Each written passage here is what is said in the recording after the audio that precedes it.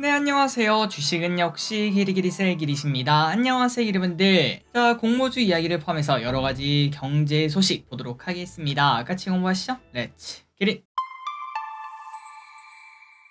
자, 첫 번째입니다. 일단 공모주부터 보도록 하고, 오늘부터 내일까지 청약을 진행하는 미래에셋스페 이 친구는 바로 청약을 진행하시면 될 것 같습니다. 그리고 내일부터 청약을 진행하는 SOS랩 한국투자증권이랑 BNK에서 진행을 하는데, 원래 공모밴드 상단은 9,000원이었죠. 하지만 상단을 초과하는 11,500원에 확정이 되었습니다. 데이터 잘 나왔다는 거겠죠. 그래서 데이터가 어땠나? 수요 예측에서는 기관 2200개가 참여, 경쟁률은 1072대 1로 충분히 나이스하다는 걸 확인할 수 있고요. 그리고 이 친구의 그 섹터가 정말 좋죠. 라이다 센서를 개발하고 제조하는 기업으로 자율주행 관련주인 걸 확인할 수 있습니다. 마침 어제 라이콤 등 자율주행 관련주가 상한가를 간 바 있었죠. 타이밍이 나쁘지 않다라고 말할 수 있겠네요. 그리고 오늘 저녁에 뭐 테슬라가 급등할 수도 있다, 그런 얘기가 지금 현재 나타나고 있는데, 그런 흐름까지 나타나고 자율주행 기대감이 높아지면은 이 친구의 기대감도 자연히 높아질 수밖에 없습니다. 청약하시면 될 것 같아요. 그리고 데이터는 한번 쓱 보도록 할게요. 기관들 대부분이 12,000원 이상을 써낸 걸 볼 수 있고요. 의무 확약은 4.1%. 다만 한국투자에서 진행하다 보니까 요즘 한국투자 맨날 50주 기준 아니겠습니까? 좀 짜증나긴 하지만 28만 7,500원이 필요하다는 거 참고하시면 될 것 같습니다.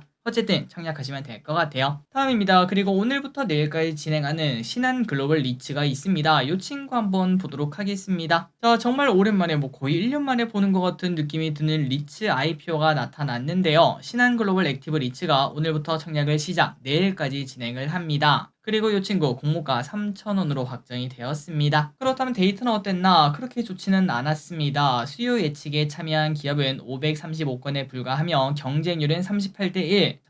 청약을 안 하는 게 좋겠다라는 생각이 들죠. 다만 이 친구 배당이 어마무시합니다. 예상 배당률은 연 8.5%나 된다고 해요. 공모가 3,000원 기준으로요. 그렇기 때문에 기름들이 청약은 굳이 할 필요가 없을 것 같은데, 근데 나는 이런 고배당주에 좀 관심이 있다. 그리고 앞으로 결국 금리가 내려가면 리츠는 올라갈 수밖에 없다. 최근 네가 지난번에 보여준 리츠 차트 보니까 요즘 들어서 바닥에서 많이 올라왔더만, 그 흐름을 난 기대하고 한번 청약을 해볼래. 그렇다면 저기리스는 충분히 할만하다라고 생각이 듭니다. 주가가 단기간에 급등할지는 알 수가 없으나, 하지만 스펙마저 급등하는 요즘 같은 시국에 리츠도 충분히 그럴 가능성이 있겠죠. 한번 보도록 할게요. 어쨌든 청약을 진행하는 증권사는 신한금토랑 한국투자고, 그 다음에 리츠는 특이하게도 균등 배정이 없습니다. 100% 비례밖에 없다는 거 참고하시고, 그렇기 때문에 만약에 청약을 한다면은 1,000만원 이상 정도를 넣어야 좀 유의미한 결과가 있다고 말할 수 있겠네요. 어쨌든 3,000원 기준 배당률이 8.5%라고 하니까 혹시나 청약을 하지 않더라도 상장 이후에 3,000원 밑으로 떨어진다, 그렇다면은 좀 사볼만 하지 않나 라는 생각 정도는 해볼 수 있겠습니다. 다음입니다. 요즘 들어 네이버 웹툰도 그렇고 야놀자도 그렇고 어떤 주식, 그리고 그 주식이 시가총액이 크면 클수록 그 친구가 상장한다고 하면은 관련주가 오르는 모습을 보여주고 있죠. 그렇다면은 올해 상장을 예고하고 있는 K뱅크, 이 친구도 충분히 우리가 공부할 필요가 있겠습니다. 자, 그렇다면은 관련주가 뭐냐? 바로 브리지텍, 그 다음에 헥토 이노베이션, 요 두 개의 기업이 기대가 된다고 하는데요. 그 이유는 둘 다 각각 0.8%, 0.27%의 지분을 들고 있다고 합니다. 참고로 K뱅크의 예상 시총은 6조 수준으로 충분히 대여급이라고 말할 수 있겠죠. 게다가 왼쪽에 보이는 이 브리지텍 시가총액이 좀 상당히 낮습니다. 900억 정도밖에 안 돼서 충분히 K뱅크 때문에 주가가 급등락할 가능성은 있어 보입니다. 다만 네이버 웹툰 관련주, 그 다음에 야놀자 상장 관련주 등등 이 친구들은 딱 한철 장사겠죠. 대세 상승까지는 당연히 힘든 거 알고 있을 거라고 생각합니다. 그렇기 때문에 만약에 투자를 한다면은 단기적으로 정말 방망이 짧게 번트하는 느낌으로 가야 된다는 거 잊지 마시기 바랍니다. 다음입니다. 오늘의 신고가 기업 한번 보도록 하겠습니다. 자, 참고로 신고가 종목은 많을 수도 적을 수도 있습니다. 증시 분위기가 안 좋으면 신고가 기업이 많을 수가 없겠죠. 그리고 지금 같은 시국은 신고가 기업이 정말 많습니다. 30개, 40개, 뭐 거의 50개 가까이 나도 신고가요 라고 말을 하고 있어서, 그런데 혹시나 이제 몇몇 기르분들은 아니 길이, 근데 얘네보다 지금 더 뜨거운 기업들이 많은데 왜 굳이 이런 걸 다루는 거야? 라고 하실 수도 있는데요. 사실 오늘 신고가 간 기업들 정말 유명한 기업들 많지 않겠습니까? 사실 이제 그런 기업들은 거의 몇 주 전부터 몇 개월 전부터 같이 공부했던 바 있었기 때문에 이렇게 새로운 기업들을 먼저 공부한다는 건 참고하시면 될 것 같습니다. 어쨌든 오늘은 뭘 보는가 바로 청담 글로벌이라는 기업을 볼 겁니다. 이 친구 52주 신고가를 냈습니다. 다만 아직까지 올타임 하이는 아닌데요. 그 이유는 2022년에 상장했을 때 무려 16,500원까지 갔던 이력이 있기 때문이죠. 그래서 거기까지 가려면 아직까지 먼 길이 남았지만 오늘 매우 뜨거운 겉토양을 보여주는 모습입니다. 자, 그렇다면 이 기업은 뭐 하는 기업인가? 바로 뷰티 관련 마케팅, 유통 기업입니다. 그런데 기업들이 이걸 보면 뭔가 좀 의아하긴 하죠. 아니 길에 요즘 그 화장품 뭐 실리콘투 그 기업 보니까 뭐 하루하루 신고가더만, 그런데 얘는 왼쪽에 차트를 보니까 거래량도 없는 것 같고 왜 이렇게 찬밥 신세였다가 이제 올라가는 거야? 그 이유가 뭔지 바로 보도록 하겠습니다. 바로 이 기업은 중국 의존도가 상당히 높은 기업입니다. 그러다 보니까 요즘 화장품 트렌드가 뭐죠? 맞습니다. 탈중국에서 시작된 전 세계가 무대로 바뀌는 그러한 기대감을 가지고 있지 않겠습니까? 그런데 이 친구 청담 글로벌은 중국에만 좀 국한된 화장품 관련 기업이다 보니까 사람들이 한번 매수하러 딱 왔다가 얘는 아닌 것 같아 하고 다 돌아갔던 그런 기업이라고 말할 수 있겠죠. 그런데 최근 들어 화장품 분위기가 너무나 좋고 또한 KB증권의 리포트도 마침 나왔습니다.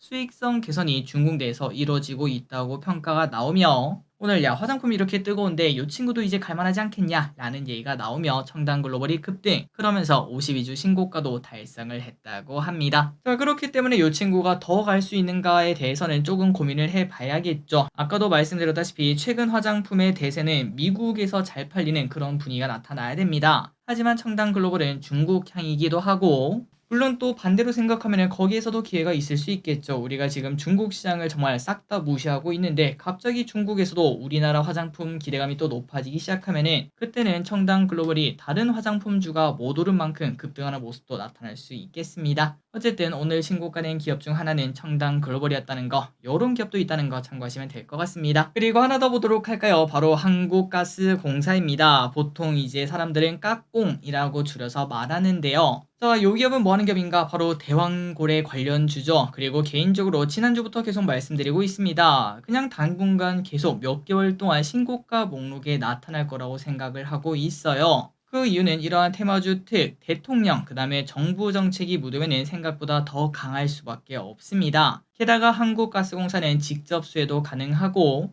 시가총액이 낮은 그러한 어중이 떠중이도 아니고요. 시가총액이 또 크다 보니까 MSCI 편입 기대감까지도 나오고 있더라고요. 지금 보시다시피 5만원이 넘었는데 이 가격대만 잘 지키면은 MSCI 편입도 충분히 가능하다고 합니다. 게다가 초전도체와 다르게 정부에서 밀어주는 섹터다 보니 내년 초까지 노이즈는 나올지언정 갑자기 우리 철수합니다, 실패입니다 이런 얘기가 나올 확률이 거의 제로에 가깝다고도 말을 해볼 수 있겠죠. 그러니까 변수는 크지 않은데 결과가 나오기 전까지 기대감은 커질 수밖에 없는 섹터인 걸 확인할 수 있습니다. 자, 그래서 어쨌든 오늘 한국가스공사 또 급등하면서 별다른 뉴스도 없이 또 급등하면서 52주 신고가를 냈고요. 다만 계속 말씀드리는 부분입니다. 요 대왕거래 관련주 같은 경우에는 절대 이렇게 오늘같이 오를 때 사는 게 아닙니다. 거래량 없이 눌릴 때 이럴 때 매수를 해서 이제 지금은 매도를 하든지 아니면 더 들고 가든지 그런 식으로 매도하는 게 조금 좋지 않겠나 라고 생각을 해봅니다. 그리고 또 한 가지 더 말씀드리면은 항상 대장주만 매매를 하는 거 잊지 마시기 바랍니다. 이렇게 한국가스공사를 보면서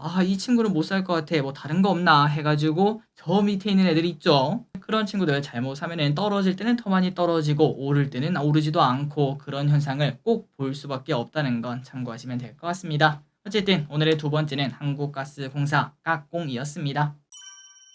다음입니다. 어제 미국 증시는 어땠나 보도록 하겠습니다. 지난밤에는 CPI 발표와 FOMC 결과가 나왔는데요. 이미 다 아실 것 같습니다. 빨리 보도록 할게요. CPI는 전후보다 둔화되는 모습이 나왔죠. 근원 CPI는 3.4%로 예상치인 3.5보다 밑도는 걸 확인할 수 있습니다. 이 때문에 왼쪽에 보다시피 미국 증시는 환호, 다만 뒤이어 발표된 FOMC 결과로 흥분이 살짝 가라앉았는데요. 원래 올해 뭐 3번 정도 인하할 거다라는 예상이 많지 않았겠습니까? 그런데 금리 인하 하긴 하는데 아마 한 번만 하지 않을까라는 전망으로 하향되며 이 뜨거운 모습은 살짝은 가라앉는 모습을 나타냈습니다. 다만 그 와중에 파월 의장이 약간의 비둘기적인 모습을 나타내며 증시는 강세는 유지했다고 하네요. 다음입니다. 이 소식도 당연히 큰 소식입니다. 이유, 중국 전기차 관세 무려 48%. 자, 유럽연합이 중국산 전기차에 대한 추가 관세를 발표했습니다. 원래 관세 10%에 최대 38%를 추가로 부과해 최대 48%까지 부과가 된다고 하는데요. 관세는 오는 7월 4일부터 적용된다고 합니다. 구체적으로 보자면 모두가 뭐 48%를 맞는 건 아닙니다. 조사에 협조한 기업은 21%, 협조하지 않은 기업은 38%로 정해진다고 하고, 그런데 이렇게 부과된다고 하더라도 미국의 관세 100%에 비해서는 훨씬 못 미친다고 하니까 생각보다 그 효과가 뭐 크지 않을 수도 있다. 이러한 전망도 있긴 하더라고요. 어쨌든 이러한 소식이 나오면서 오늘 우리나라 2차 전지는 좋을까 했는데 좀 쉬어가는 흐름을 나타냈고요. 한편 이 소식이 테슬라에는 조금 부정적일 수도 있다고 합니다. 중국 공장에서 생산되어서 유럽으로 수출되는 테슬라 차량이 있는데 여기에 추가 관세가 붙을 수도 있다. 이러한 가능성이 나왔다고 하네요. 과연 테슬라는 어떠한 자료를 제출해서 이 난관을 피해갈지 한번 보도록 하고, 그리고 장중에 갑자기 테슬라가 막 급등하고 있다라는 소식이 들려오고 있습니다. 주주총회에서 좋은 결과가 나타난다라는 전망이 나오고 있는데 한번 오늘 저녁 테슬라 주가도 기대해 보도록 하겠습니다. 다음입니다. 바이오가 얼마 전부터 미국이 중국 바이오를 때린다 이런 얘기가 나오며 그런 기대감이 있지 않았겠습니까? 하지만 거기에 반대되는 소식이 살짝 나오면서 분위기가 살짝 가라앉았다고 합니다. 한번 내용을 보자면은 미국은 중국의 바이오 굴기에 대해서도 경계감을 가지고 있어서 생물보안법을 통해 중국 바이오를 규제하겠다라고 얘기를 했었죠. 그런데 지난 11일 열린 하원 규칙위원회에서 생물보안법이 국방수권법 개정안에 포함되지 않았다. 요 이야기가 갑자기 이슈가 되었습니다. 그래서 그 이야기가 나오면서 어제 중국 증시에서는 우시앱텍, 그 다음에 우시바이오로직스 등 생물보안법의 피해주라고 말할 수 있는 요 친구들이 다시 급등하는 모습이 나타났고, 경쟁사로 수혜를 예상했던 국내 바이오 기업들은 조금은 쉬어가는 모습을 나타냈다고 하는데요. 하지만 뭐 그렇다고 생물보안법이 끝난 건 아니라고 합니다. 국방수권법 개정안에 포함되지 않았다고 해서 생물보안법이 제정되지 않는 것은 아니라고 하네요. 그렇기 때문에 바이오에 관심이 있다면 조금 더 이 소식은 지켜볼 필요가 있겠습니다. 다음입니다. 미중 갈등 이야기 조금 더 보도록 할게요. 자, 미국에서 AI 반도체 기술과 관련해 중국에 대한 추가 부품 통제 방안을 검토하고 있다고 하는데요. 현재 논의되고 있는 대상은 GAA와 HBM이라고 합니다. 아직까지 제한 범위를 논의 중이고 최종 결정 여부는 불분명한 상황이라 뭐가 포함되고 뭐가 빠질지는 알 수는 없지만 다만 HBM보다는 GAA가 더 우선순위라고 합니다. 하는 길이 GAA가 뭔데 HBM이 그 뭐 AI 반도체에서 뭐 되게 중요한 거 아니었어? 그런데 GAA는 반도체 기존 트랜지스터 구조 핀팻보다 전력 효율이 더 높고 데이터 처리 속도도 빠른 차세대 기술로 평가를 받습니다. 내년부터 이제 GAA 공정을 적용한 반도체가 대량 생산될 예정인데, 그런데 미국은 이 부분을 나오기도 전부터 규제를 한다라고도 말을 해볼 수 있겠죠. 그렇기 때문에 중국 입장에서는 속이 타들어갈 만한 소식인 걸 확인할 수 있습니다. 다음입니다. 지난밤 실리콘밸리에서는 삼성 파운드리 포럼이 열렸는데요. 올해 행사에서는 기존 파운드리 공정 로드맵에 SF2Z, 그 다음에 SF4U를 추가로 공개를 했다고 합니다. 뭔가 기술적 내용이라 좀 어질어질하긴 한데, 첫 번째 SF2Z 같은 경우에는 2나노 공정으로 기존 2나노 공정 대비 전압 강화 현상을 대폭 줄여, 그러니까 뭐 좋게 만들어서 이를 2027년까지 준비한다고 밝혔습니다. 그리고 SF4U는 새로운 4나노 공정인데 이는 25년까지 양산할 수 있다고 하네요. 또한 27년에는 1.4나노 공정, 갈수록 기술 개발이 되고 있다는 거겠죠. 이러한 양산을 계획하고 있고 목표한 성능과 수율을 현재까지 확보하고 있다. 자신감을 보여줬다고 합니다. 그래서 이러한 소식 때문인지, 그리고 어제 미국 증시가 좋아서 그런지 오늘 삼성전자 뜨거운 모습을 보여주고 있고, 빠르면 내일 8만전자 트라이 할 수도 있겠네요. 다음입니다. 무더위는 내일까지. 자, 날씨가 많이 덥습니다. 그리고 금요일 내일까지 덥고 토요일부터는 조금 쑥으로 들었다가 다시 또 6월 말쯤 되면 무더위가 시작될 것 같은데요. 그렇기 때문에 이러한 날씨를 잘 보면서 우리 옷 같은 거 잘 챙기시기 바라고, 그리고 주식 안에서는 지금 빙가류, 냉방 등 관련주가 쭉 올랐다가 좀 쉬어가는 모습을 나타내지 않겠습니까? 다음 주 혹시나 조금 이제 더위가 풀리면서 눌리는 모습이 나타나면은 그때 다시 매수하는 전략을 사용할 수도 있어 보입니다. 다만 알고 계시죠? 이것도 트레이딩 전략이기 때문에 정말 짧게 번트 전략을 사용해야 된다는 거 잊지 마시기 바랍니다. 다음입니다. 오늘 상한가 간 기업을 알아보도록 하겠습니다. 그건 바로 S&D. 이 친구가 뭐 하는 기업인가? 바로 삼양식품의 불닭볶음면 소스를 만드는 기업이죠. 그리고 S&D는 불닭 소스의 핵심 원료만 공급하는 게 아닙니다. 농심, 풀무원, CJ 제일제당 포함 158개의 고객사를 보유하고 있는 기업이라고 하고, 그리고 K푸드 열풍에 힘입어 1분기 매출은 전년비 30% 늘어났으며 영업이익은 70%나 늘어나며 폭풍 성장을 하고 있다고 합니다. 그리고 최근 삼양식품의 그 주가 흐름을 보면은 이 친구가 안 갈 수가 없었구나 라는 생각도 해볼 수 있겠네요. 어쨌든 오늘 리포트 하나가 나오면서 S&D는 상한가 가는 모습이 나타났습니다. 다음입니다. 올림픽 특수는 없다. 파리 하계 올림픽이 한 달 앞으로 다가왔습니다. 그리고 이러한 스포츠 경기 특 치킨을 빼놓을 수가 없겠죠.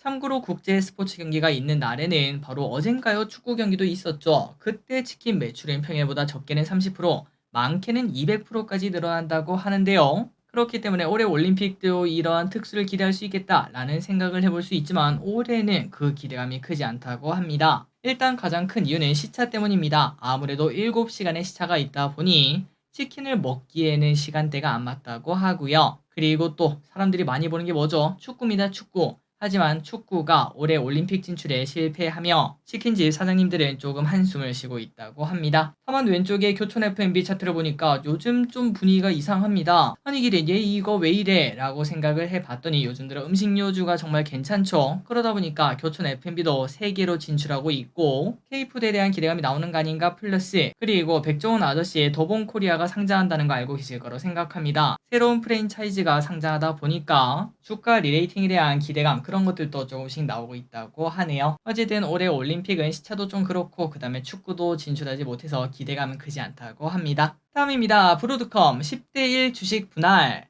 반도체 회사인 브로드컴이 장 마감 후 실적을 발표했는데요. 매출액은 전년 동기 대비 43%가 늘어났고 시장 컨센을 웃도는 실적을 발표했습니다. AI 데이터 센터 클러스터가 계속 구축되며 호실적을 발표한 건데 이러한 호실적이 계속 이어진다라고 말할 수 있겠죠. 그래서 시간에서 무려 14%나 급등하는 모습. 게다가 브로드컴 가격 자체가 많이 높다 보니까 추가적으로 10대1 주식 분할까지 발표를 했습니다. 그래서 7월 15일부터 분할된 주식으로 거래가 된다고 하니까 이 친구도 엔비디아처럼 쭉쭉쭉 날아갈 수 있을지 한번 보도록 하겠습니다. 다음입니다. 정부가 6월 중으로 저출산 대책을 발표하겠다고 밝힌 바 있었죠. 그리고 다음 주에 이게 드디어 발표될 수 있다고 합니다. 이번 정부의 저출산 대책은 작년 3월에 이어 두 번째 발표가 될 예정인데요. 이번 대책에서는 저출생 추세 반전을 위해 일가 가정의 양립, 양육, 주거 이 세 가지를 핵심으로 보고 있다고 합니다. 과연 저출산 관련주가 다음 주에 또 주도주가 될 수 있을지 참고하시면 될 것 같아요.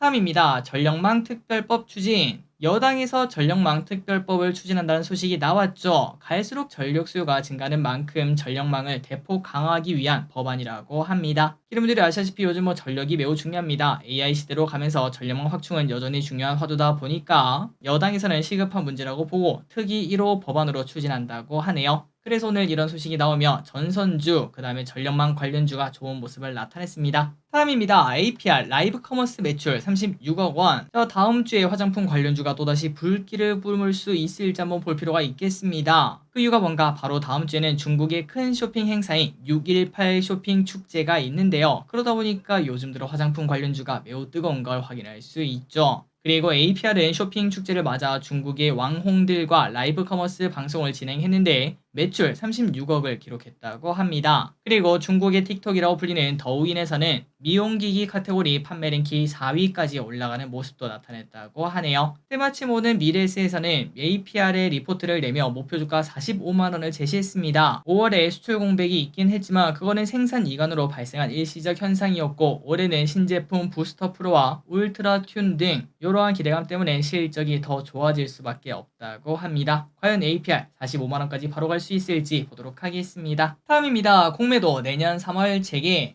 공매도에 대한 이야기가 나왔습니다. 간단하게만 보자면 불법 공매도에서 50억 이상의 부당이득을 보면 무기징역까지 내린다고 하고요. 그리고 공매도 내년 3월에 재개가 될 예정이며 이때까지 가장 문제점은 이거 아니겠습니까? 개인이랑 기관이랑 공매도가 다르다. 그러한 기울어진 운동장을 잡기 위해서 개인과 기관의 공매도 조건을 통일한다고 합니다. 좋은 결과 있기를 바랍니다. 마지막 소식입니다. 월 10만원에서 25만원으로 늘려요. 청약통장의 월 납입액 한도는 원래 10만원이었습니다. 그런데 이제는 25만원으로 상향된다고 하며 이는 41년 만에 처음으로 증가되는 모습이라고 하네요. 아니 길이 근데 나는 청약통장에 뭐 한 2, 30씩 넣었는데 맞습니다. 원래 넣을 수는 있었죠. 최대 50만원인가까지 넣을 수 있었는데 그런데 인정되는 금액은 월 10만원밖에 안 됐었습니다. 그런데 앞으로는 10만원이 아니라 25만원까지 인정을 해준다는 것이며 이렇게 되면은 청년층이 상대적으로 혜택을 볼 것으로 파악된다고 하네요. 그리고 이 소식도 중요합니다. 올해부터 청약통장 연간 납입액의 40%를 연말 정산 때 소득 공제를 해준다고 하니까 혹시나 청약통장 지금 넣고 계시는데 10만원이 제한이라면은 25만원으로 이번에 늘리는 것도 나쁘지 않은 선택이 될 수 있겠네요. 참고하시기 바랍니다. 자, 오늘의 공부 여기까지 끝났습니다. 항상 이렇게 같이 공부해서 진심으로 감사합니다. 지금까지 길이셨습니다. 빠이요.